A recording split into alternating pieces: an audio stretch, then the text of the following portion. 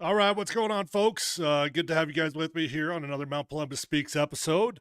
The week is wrapped up for the Denver Broncos of training camp. Today was the final practice of the week, and they had a scrimmage going on. I was out there every day of the week, and I would say they got a lot of good work in. For the most part, the defense dominated throughout the week, and I'm not overly concerned by it. It's pretty normal for defense to dominate. The only day that was really concerning was yesterday. Yesterday was a really, really rough day for the Denver Broncos offense. Just super sloppy. The referees were out there, and boy, penalties were getting called left and right. So I'll get you guys caught up on yesterday's practice. I'll get you caught up on today's practice. Today's practice was a scrimmage format. I wasn't planning on going out there today because I was going to take the weekend off, but I ended up going out there anyways because it's football and I can't get enough, and I got no life. So we'll catch you up on what happened at the Broncos scrimmage. But before we do any of that, as always, got to take a quick second here to thank my sponsor, Safeway. Couldn't do Mount Polumbus Speaks without Safeway.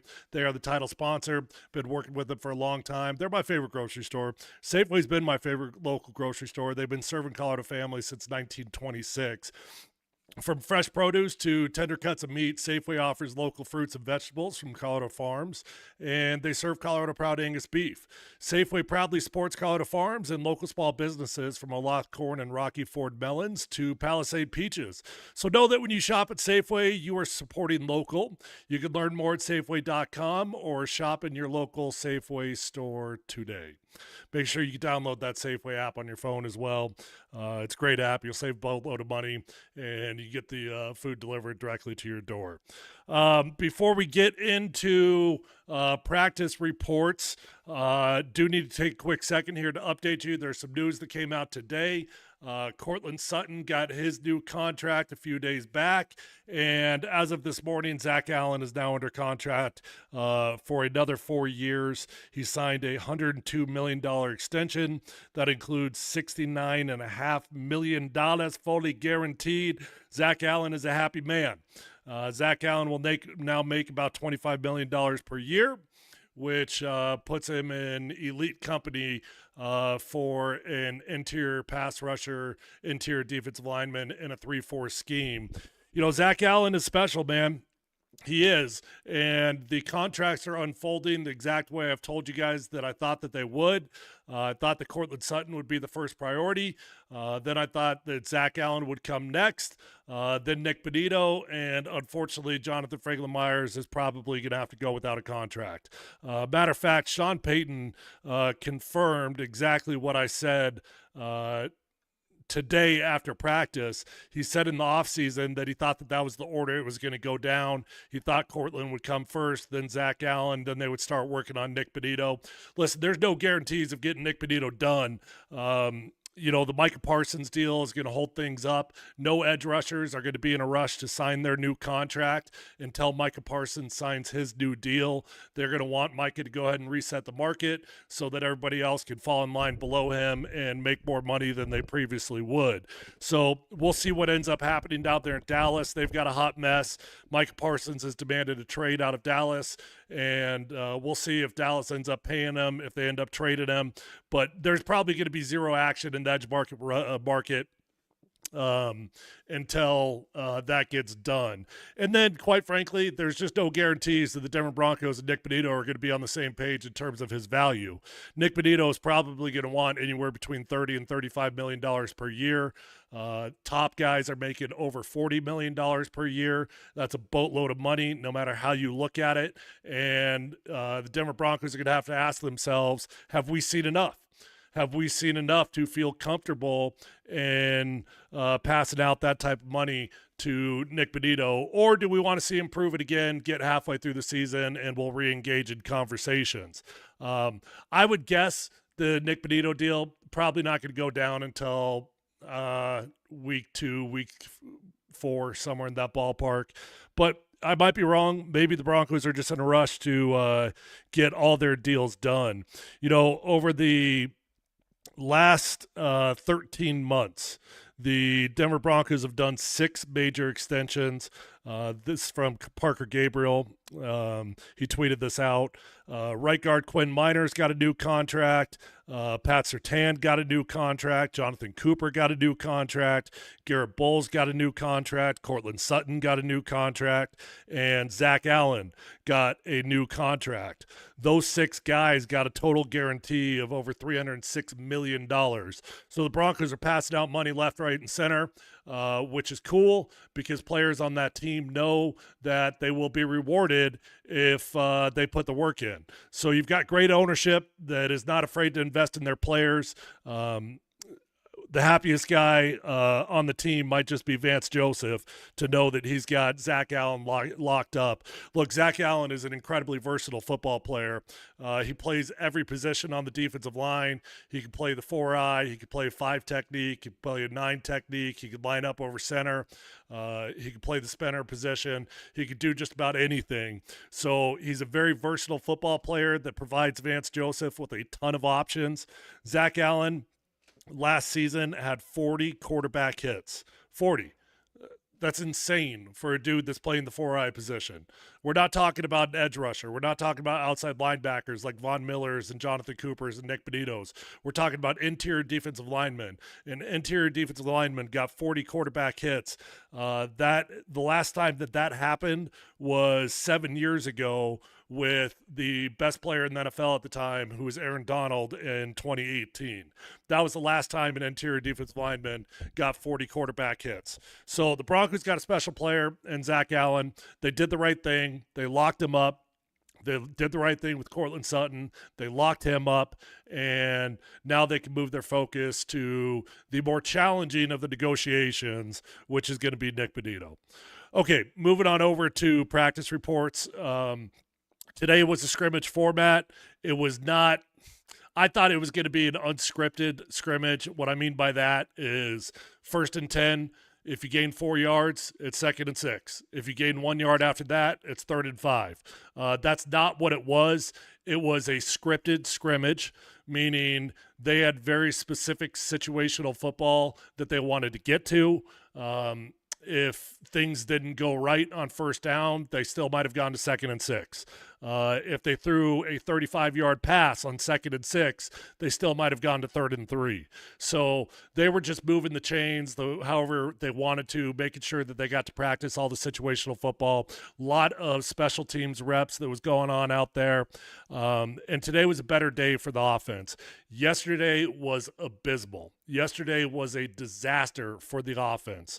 The first 2 plays of practice yesterday, you had a Marvin Mims fly sweep, went for probably -2. You had J.K. Dobbins up the middle, probably -1. And then the real disaster began. You had 4 straight penalties after that. The 5th play was a fumbled snap, and then you came back for the 6th play after that, and you had another penalty.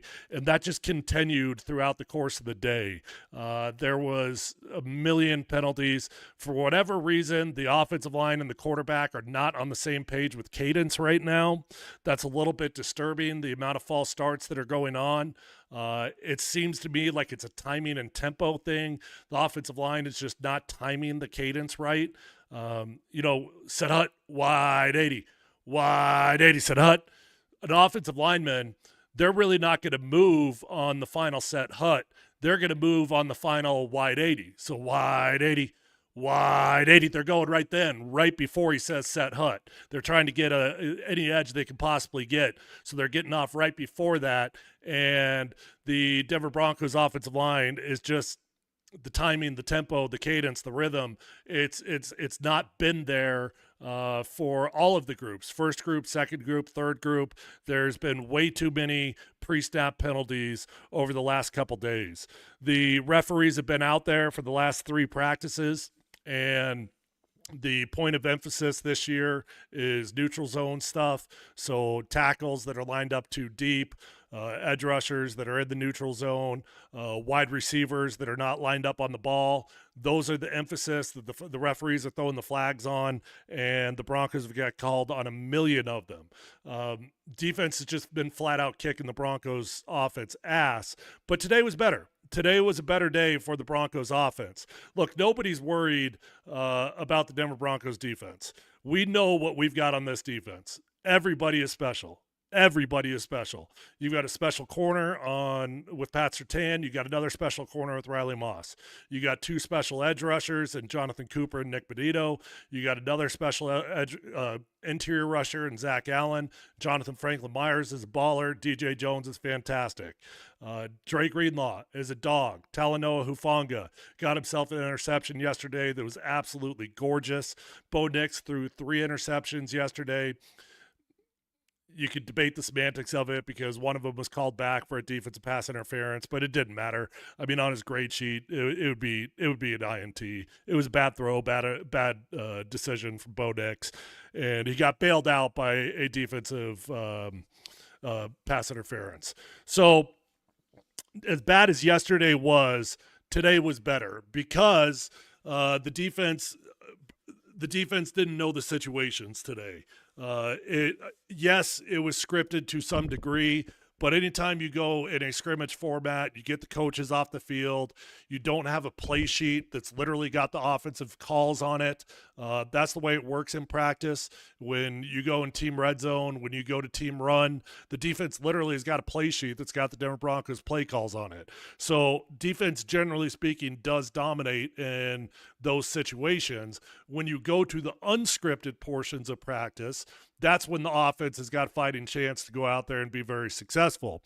And I thought in the early goings today that the Denver Broncos offense looked much, much sharper. Bo Nix started out the day with a nice little drive. He had completions to Cortland Sutton. He had completions to Vele, and he had a completion to what's wrong with me? Troy Franklin. Sorry, having a brain fart there. Troy Franklin, by the way, is a guy that's having a very nice camp, and he's gotten a handful of compliments from his head coach. Troy did not do much in his rookie season. He looks like he's gained maybe 10 or 12 pounds. He looks thicker. He looks stronger. He looks like a far more complete wide receiver, and I'm really excited about what he's done early on in training camp. Look, Marvin Mims is your shifty, agile guy. He's great in short spaces. Troy Franklin is that next gear speed guy. Troy Franklin is that dude that's going to take the roof off the top, that dude that's got the chance to take a bubble screen to the house. He's got the yak speed. He's got the breakaway speed. And the Broncos really need Troy Franklin to step up to the plate this year. So let's hope that Troy Franklin can continue his evolution throughout the first week or so of training camp and continue to get better and better, because the early signs have been pretty positive for our guy Troy Franklin. Bo Nix did toss another interception today. So Pat Surtain has got back-to-back days with interceptions. Not panicked about it for the most part. Not for the most part. Up until yesterday, Bo Nix had not tossed an interception the entire training camp. So now you've had 3 or 4 interceptions in the last 2 days. I'm okay with it, man. That's what training camp is for. You want to press things. You want to try some things. He clearly has been trusting Cortland Sutton, but not to Cortland Sutton's fault, but probably to Bo Nix's fault.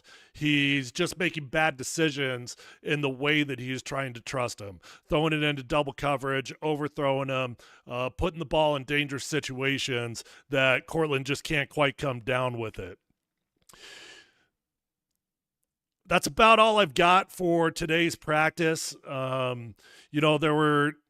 There was a lot going on out there. Broncos were in pads 5 days this week, so they went 3 straight days of full pads. They took them off for 1 day. They went full pads yesterday. They went full pads today. They'll take tomorrow off. The week of work is in the bag. They'll come back on Monday. I think they'll practice Tuesday. Then I believe Wednesday they travel to San Francisco for the joint practice sessions. Really wish I could be out there in San Francisco for the joint practice sessions, because that's when you learn a lot. This Broncos offense that has been struggling, how much of that is because you're going up against a top 3 defense in the NFL, or is it mean that the Broncos offense is just not good? You never really know until you face somebody else, and the Broncos are fixing to find out. Before I get out of here, though, I do just want to give a pat on the back to the Denver Broncos management, to George Payton, to Sean Payton, to the Walton Penner Group for the way that they've handled these contract negotiations. You see all these disaster stories going on in the NFL right now. Terry McLaurin wants out of Washington because they don't want to pay him. Micah Parsons just demanded a trade from Dallas because I don't know why, because Dallas is just stupid, and they're playing stupid petty games trying to negotiate with Micah behind closed doors without his agent, and apparently for whatever reason trying to save a couple $1 million on a $40+ million contract. And the Broncos have now gotten 6 deals done with zero drama in the past year and a half. The Cortland Sutton, Zach Allen deals went down with zero drama whatsoever. Nobody was talking trash. Nobody was going back and forth. There was no tweets being had from the players. Management was certainly not taking pot shots at their players the way that Jerry Jones has been down there in Dallas. They've just been a first-class professional organization that has gone about their business the right way. So that's all just very encouraging signs about the future of this team. I could not feel more comfortable about our ownership group. I could not feel more comfortable about our head coach and our GM. I'm not saying the Broncos are ready to compete for a championship this year, but they are as set up as they have ever been to go on a run in the next few years. So good week of work. Appreciate all you guys that hung out with me here on Mount Polumbus Speaks throughout the week. I will continue to post episodes after training camp sessions that I go to. I'll be at every one I possibly can. If you guys have not subscribed to Mount Polumbus Speaks, please take a second to hit that link in my bio on X. Head on over to YouTube and hit subscribe. That's where all my content lives. I put out content that is unique to the YouTube platform that lives only there. So if you like what I do and you don't want to miss out on any content, make sure you go hit subscribe on YouTube, and just know I'll think you're a pretty cool, awesome human being if you'll do that solid for me.